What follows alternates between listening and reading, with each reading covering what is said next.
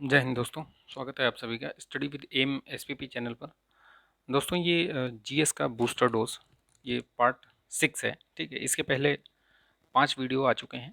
इसका इसकी जो प्लेलिस्ट है वो भी चैनल पर पड़ी हुई है, तो आप उसको देखिए और अपनी तैयारी जो है देखिए कि किस प्रकार से आपकी तैयारी चल रही है। ये इन प्रश्नों के माध्यम से बहुत महत्वपूर्ण प्रश्नों को मैंने लिया है इसमें। ठीक है, इससे आपका जीएस जो है वो तैयार होता रहेगा। तो आगामी जो भी परीक्षाएं हैं उनमें ये आपको बहुत ही लाभदायक सिद्ध होंगी। ठीक है, तो चलिए शुरू करते हैं इस वीडियो को। इस वीडियो को शुरू करने से पहले मैं कहना चाहूँगा कि अगर आप इस चैनल पर नए हैं तो प्लीज़ सब्सक्राइब कर लीजिए। सब्सक्राइब करके बेल आइकन प्रेस कर लीजिए ताकि वीडियो का नोटिफिकेशन आपको मिलता रहे। ठीक है, चलिए शुरू करते हैं इसको। पहला क्वेश्चन देखते हैं। सत्य कथन इसमें से देखना है। रेडियो एक्टिवता की खोज किसने की? तो इसमें लिखा है रेडियो एक्टिवता की खोज सर्वप्रथम मैडम क्यूरी ने की। तो जैसे ही आप देखेंगे उनको मतलब इनका नाम समझ में आ जाएगा आपको कि वो बैकरल महोदय ने किया था। ठीक है, तो ऐसे ही आपको ये पहला सत्य कथन पूछ रहा है तो पहला तो गलत हो गया, तो यानी जहाँ पे पहला है वो तो गलत ही हो गया ऑप्शन। ठीक है, तो ये और ये गलत हो गया। बचा 2 और 3, तो आप देखिए इसमें से कौन सा सही होता है। तो ये गलत हो गया। अब आगे देखिए, अल्फा कणों की गतिज ऊर्जा गामा किरणों से अधिक होती है, तो ये ठीक है। ठीक है, गामा किरणों की आनयन क्षमता बहुत अधिक होती है, तो गामा किरणों की आनयन क्षमता अधिक नहीं होती है। गामा किरणों की आनयन क्षमता जो है वो कम होती है। ठीक, तो इसको ध्यान रखिएगा आप। तो यानी कि 3 भी गलत हो गया, तो केवल 2 इसका आंसर क्या होगा, केवल 2। ध्यान रखिएगा इसको। ठीक है, चलिए आगे बढ़ते हैं। नेक्स्ट क्वेश्चन देखते हैं। असत्य कथन इसमें से देखना है। ठीक है, कि सत्य और असत्य या नहीं, इन कीवर्ड्स को ध्यान रखिएगा, बहुत ज़रूरी हैं ये। इनको अगर आप ज़रा सा भी आप चूक गए तो आपका क्वेश्चन गलत हो जाएगा। तो ध्यान रखिएगा इसको, कीवर्ड्स को अंडरलाइन जरूर कर लेना है कि क्या पूछा है इसमें, तो उसको अंडरलाइन कीजिए और आगे बढ़िए, फिर क्वेश्चन पढ़िए। वायुमंडल में कार्बन डाइऑक्साइड की मात्रा, ठीक है, कार्बन के यौगिकों की संख्या सबसे अधिक है, सही है। ठीक है, हीरा व ग्रेफाइट के पास बस 2 अपरूप हैं, अपर रूप हैं। ठीक है, तो क्या बस 2 ही हैं? ध्यान दीजिएगा। ग्रेफाइट ठोस स्नेहक के रूप में प्रयुक्त होता है, तो ठीक है, ये तो सही है। लेकिन क्या यहाँ पे बस 2 ही होते हैं? 3 होते हैं। ठीक है, ध्यान रखिएगा। इसके साथ वो बंक बंकमिंस्टर फ्लोरीन फुलरीन करके होता है ना, फुलरीन, वो भी होता है। ठीक है, तो ये 3 होते हैं, ध्यान रखिएगा आप। तो इसका असत्य पूछा था तो ये वाला असत्य हो जाएगा। ठीक, चलिए आगे बढ़ते हैं। जल की अस्थायी कठोरता दूर करने किया जा सकता है किससे? उबालकर, छानकर या बुझे हुए चूने को मिलाकर? तो देखिए, छानकर तो दूर नहीं कर सकते आप, उबालकर और बुझे हुए चूने को जो है इस्तेमाल करके दूर किया जा सकता है। तो इस पद्धति से देखेंगे तो अब इसका आंसर क्या होगा आपका? केवल 1 और 3, तो किस में है? सी में। चलिए आगे बढ़ते हैं। सही सुमेलित नहीं है, देखिए ये कीवर्ड्स जरूर ध्यान रखिएगा। नहीं है का पूछ रहा है, और ये विटामिन वाले जो क्वेश्चंस हैं ना वो बहुत महत्वपूर्ण हैं। हर बार पूछा जाता है इससे प्रश्न। कोई भी यूपी पीएससी हो, यूपी ट्रिपल एससी हो, कोई सा भी एग्ज़ाम हो यूपी का, तो वो ये एक प्रश्न इनसे ज़रूर बनाता है आयोग। ठीक है, तो इनको एकदम से आप कंठस्थ करके रखिए कि इनसे जो संबंधित रोग हैं उनका भी नाम और इनके जो केमिकल नाम हैं वो भी, रासायनिक नाम, और इनसे होने वाले जो, इनकी कमी से होने वाले जो डिजीज़ेज हैं, रोग हैं, उनको भी आप याद रखिए, एकदम कंठस्थ रखिए, तभी जो है आपका क्वेश्चन गलत नहीं होगा। तो देखते हैं, इसमें पूछ रहा है कि कौन सा मैच नहीं है। तो विटामिन ए आपको पता है, रेटिनॉल। ठीक है, इससे रतौंधी, इसकी कमी से रतौंधी होते हैं। ठीक है, विटामिन डी कैल्सीफेरॉल, ठीक है, ये भी सही है, रिकेट्स होता है इससे। विटामिन ई, ठीक है, टोकोफेरॉल, ये भी ठीक है, विटामिन ई। ठीक, विटामिन के, का ये पेंटाथेनिक नहीं होता है ये, ठीक है, वो विटामिन बी 5 होता है। पेंटाथेनिक का नेफ्थोक्विनॉन करके होता है। ठीक है, ध्यान रखिएगा। ये किस में काम आता है? विटामिन की कमी से क्या होता है? रक्त का थक्का नहीं जमता। ठीक, और विटामिन ई से क्या है? वो जनन शक्ति के लिए होता है ये। ठीक है, कमज़ोर हो जाती है। तो याद रखिएगा, इनसे होने वाले जो रोग हैं उनको जरूर ध्यान रखिएगा, क्योंकि डिजीजेस से भी कई बार मैचिंग में प्रश्न आ जाता है। आप प्रीवियस ईयर के जितने भी प्रश्न उठा के देखिए, हर बार इनसे प्रश्न बना है, या तो इस तरीके से प्रश्न पूछा जाएगा, या यहाँ पे आपको वो इनसे कमी से होने वाले रोग दे दिए जाएंगे, तो वो आपको मैच करने होंगे, या मिस मैच पूछ लेगा। तो इस तरीके से प्रश्न बार बार पूछे गए हैं। ठीक है। 2000 डिग्री सेल्सियस ताप को मापने के लिए पूर्ण विकिरण पायरोमीटर का उपयोग करते हैं। सही है। ठीक है। थर्मो रेजिस्टर एक इलेक्ट्रॉनिक थर्मामीटर की भांति कार्य करता है। तो ठीक है, ये दोनों कथन और कारण दोनों सही हैं। चलिए आगे बढ़ते हैं। यदि किसी अंधेरे कमरे में काली व सफ़ेद वस्तु को समान ताप गर्म करके रखा जाए तो क्या होगा इनमें से। ठीक है, ऑप्शन देख लीजिए आप, अपना ऑप्शन देख के सही कर लीजिए इसको। काली वस्तु अंधेरे में अधिक चमकेगी, सफ़ेद वस्तु अंधेरे में अधिक चमकेगी, या फिर देखिए दोनों वस्तुएं समान रूप से चमकेंगी, चमक रंग पर निर्भर नहीं करेगा। तो क्या होगा इसमें से सही। देखिए एक नियम है ये, जो किरचॉफ किरचॉफ का नियम बोलते हैं, किरचॉफ्स लॉ बोलते हैं इसको।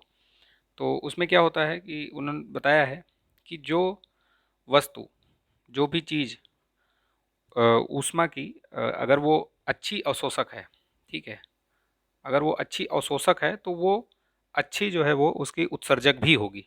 ठीक।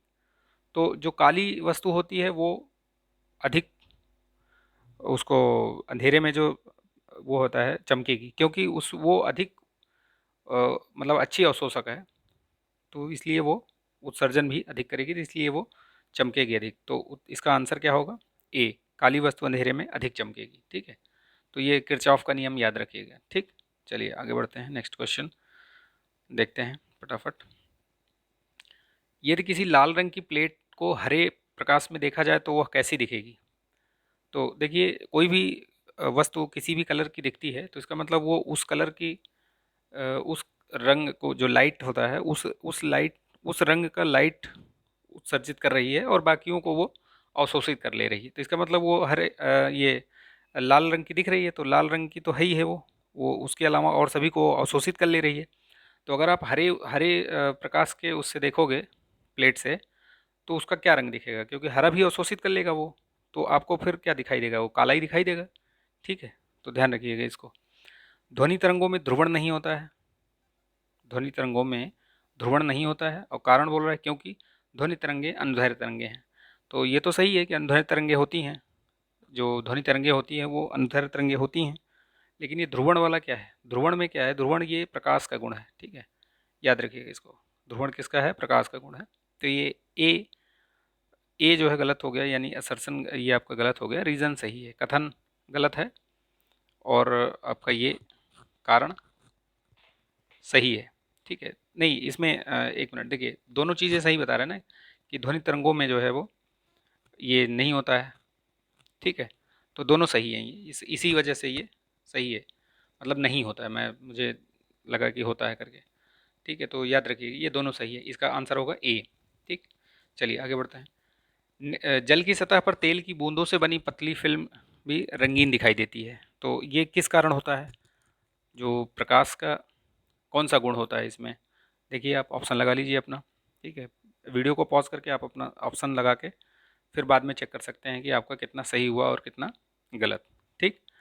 तो चलिए देखते हैं। तो ये क्यों होता है, ये होता है व्यतिकरण, एक गुण होता है प्रकाश का, व्यतिकरण, और उसी की वजह से ये बूंदे, जो वो पतली फिल्म होती है वो रंगीन दिखाई देती है। आपने झाग देखा होगा, झाग बुलबुले देखा होगा आपने, बुलबुला निकलता है ना, वो भी रंगीन दिखता है, तो वो भी इसी का कारण है। तो याद रखिएगा, ये एग्जाम्पल से कई बार प्रश्न बनाते हैं, पूछा गया है, कई बार पूछा गया है। जेट प्लेन से रॉकेट के समान अधिक ऊंचाई तक नहीं ले जा सकते जेट प्लेन को, क्यों, पूछा गया है क्यों। तो देखिए जेट प्लेन में ईंधन के रूप में केरोसिन का इस्तेमाल होता है, सही बात है, वो एटीएफ जो होता है वो ये केरोसिन ही है। ठीक है। तो जेट प्लेन में ईंधन को जलाने के लिए वायुमंडल से ऑक्सीजन प्राप्त होती है, सही बात है। तो दोनों सही है, यानी कि इसका आंसर क्या हो गया, ए, सी हो गया, ए और बी दोनों सही है। ठीक है। चलिए आगे बढ़ते हैं। असत्य कथन पूछा है इसमें, असत्य कथन। तो अभी देखिए इसमें से असत्य कथन कौन सा है। डीएनए की कुंडलित संरचना का प्रतिपादन वाटसन एंड क्रिक ने किया है, तो ये सही है। आरएनए का निर्माण डीएनए से, ये भी सही है। ठीक है, ये डीएनए का शर्करा फास्फेट एकांतर क्रम जो है जुड़े हुए होते हैं जो व्यक्ति की अद्वितीय पहचान करता है। ठीक है, तो ये भी सही है। ठीक है, देखिए इसमें क्या है, ये डीएनए ये वाला गलत है। ठीक है, ये गलत है इसमें ऑप्शन। ठीक है, चलिए आगे बढ़ते हैं। सही सुमेलित पूछा है इसमें से। जीवित कोशिका सर्वप्रथम किसने देखा? Robert Hooke. ठीक है, कोशिका में केंद्रक का पता लगाया रॉबर्ट ब्राउन। ठीक है, पढ़ लीजिए ऑप्शन क्या क्या है। ठीक है, उसके बाद कोशिका सिद्धांत किसने प्रस्तुत किया? स्लाइडेन व स्वान। तो और इलेक्ट्रॉन सूक्ष्मदर्शी की खोज किसने की? तो ये नॉल व रस्का ने। ठीक है, तो देखिए इसमें ये भी सही है, ये वाला भी सही है। स्लाइडेन व स्वान ने ये कोशिका सिद्धांत प्रस्तुत किया था। इलेक्ट्रॉन सूक्ष्मदर्शी की खोज इन्होंने की थी, सही है।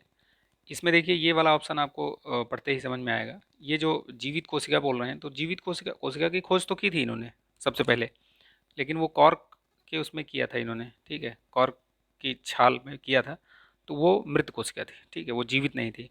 जीवित कोशिका की सर्वप्रथम जो खोज की थी वो एंटोनी वॉन लियोन हॉक करके हैं। ठीक है, वो उनका नाम याद रखिएगा। ठीक है, तो उन्होंने जीवित कोशिका सर्वप्रथम उसको खोजा था। ठीक है, कोशिका की अगर खोज पूछे तो यही है, लेकिन जीवित कोशिका और मृत कोशिका की अगर बात स्पेशली अगर पर्टिकुलरली कहीं मेंशन है तो उसको ध्यान दीजिएगा, नहीं तो आप समझ ही नहीं पाएंगे कि इसमें कौन सा सही है कौन सा गलत है। ठीक, चलिए आगे बढ़ते हैं। नेक्स्ट क्वेश्चन देखते हैं। प्रतिवर्ती क्रिया के बारे में सत्य कथन पूछा है। ठीक है, सत्य कथन, तो 19वीं शताब्दी में प्रतिवर्ती क्रिया का पता सर्वप्रथम मार्शल हॉल ने लगाया था।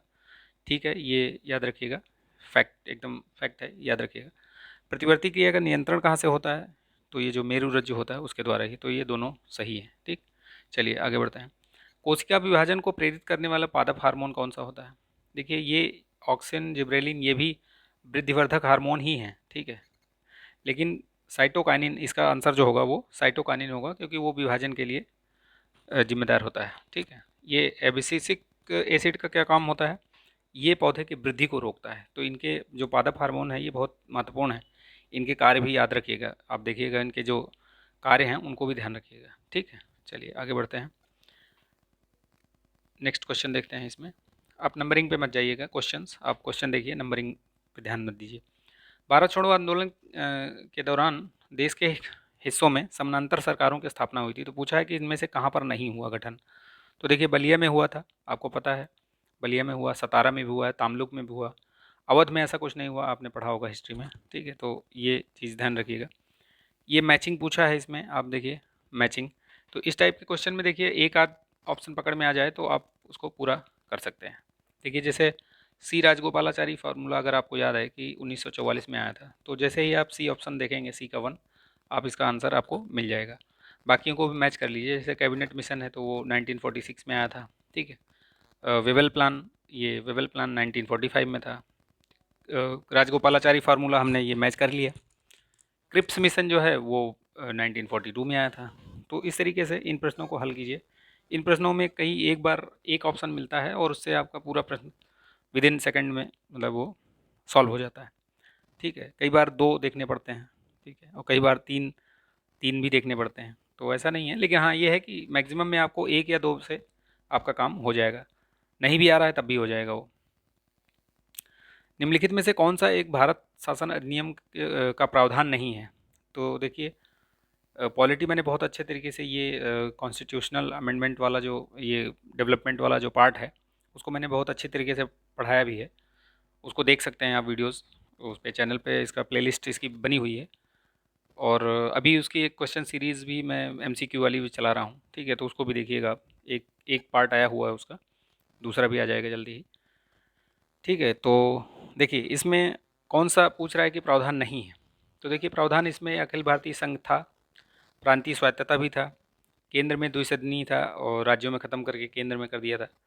केंद्रीय निर्वाचित मंत्रिपरिषद को पूर्ण शक्ति, तो पूर्ण शक्ति नहीं दिया था। आप देखिए उसमें गवर्नर को पावर दिया गया था। ठीक है, तो ये पूर्ण शक्ति नहीं थी इसमें, उसमें गवर्नर का इन्वॉल्वमेंट था।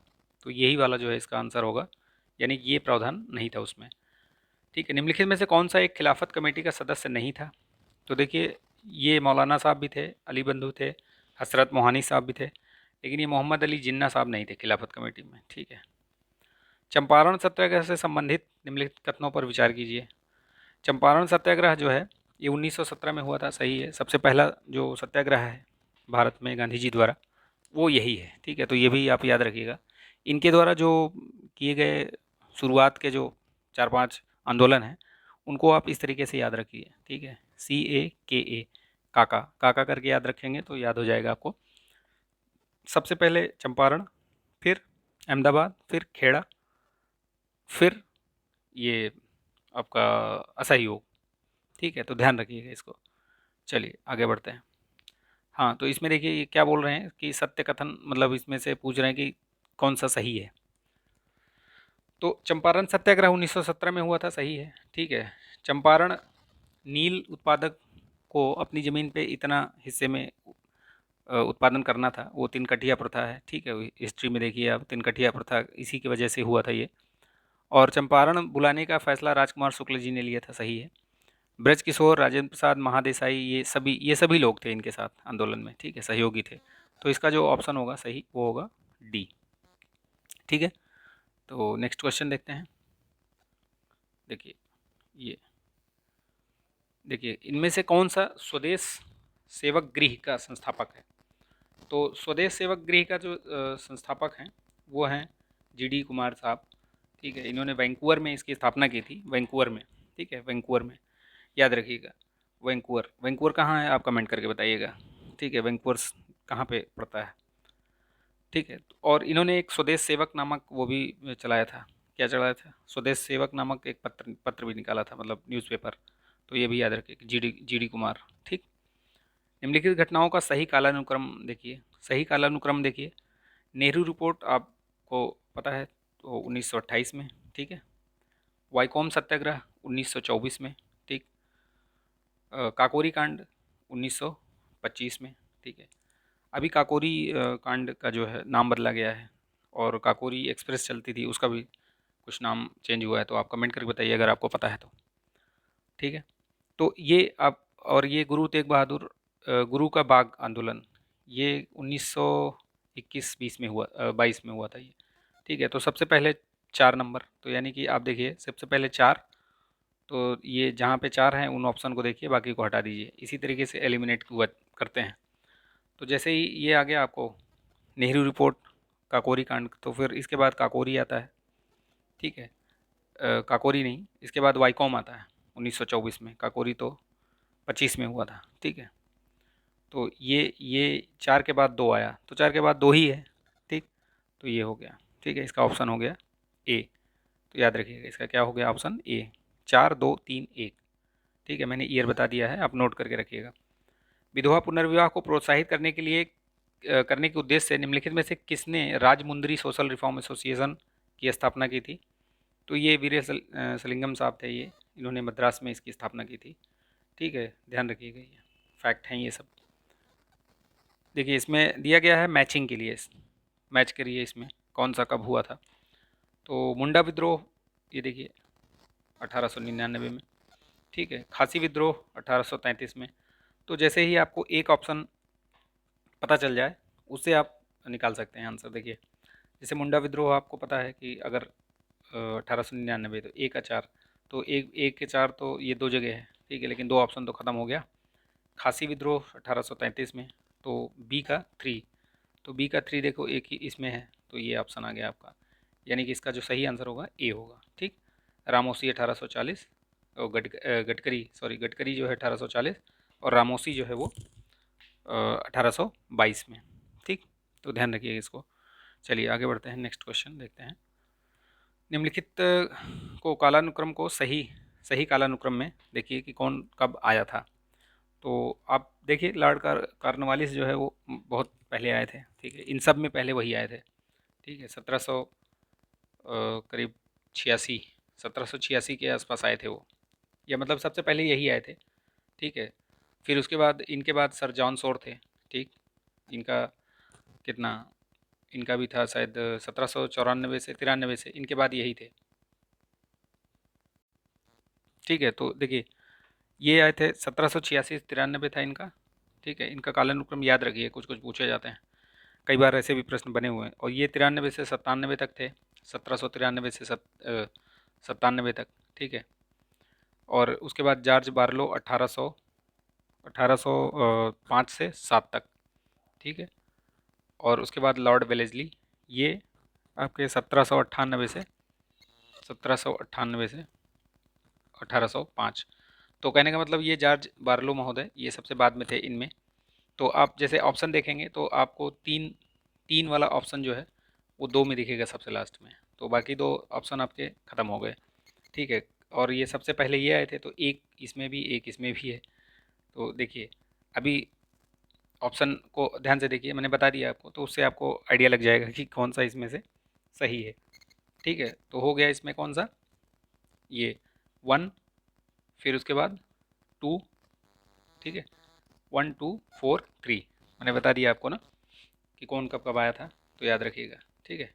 लॉर्ड वेलेस्ली ने कौन सी एक ये चलाया था, इसने कौन सी एक संधि थी, बताइए आप उसका नाम बताइए, क्या बोलते थे उसको, ठीक है।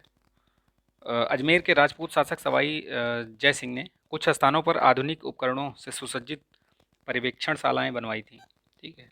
जंतर मंतर जिसको बोलते हो आप, दिल्ली में भी है, याद होगा आपको, दिल्ली में गए होंगे आप कभी घूमने हमने, या जयपुर गए होंगे। तो देखिए उन्होंने 4-5 जगह बनवाई थी, जिसमें से दिल्ली, उज्जैन, मथुरा, जयपुर और वाराणसी, ये स्थानों पर इन्होंने इसको बनवाया था, तो याद रखिएगा इसको, ठीक है।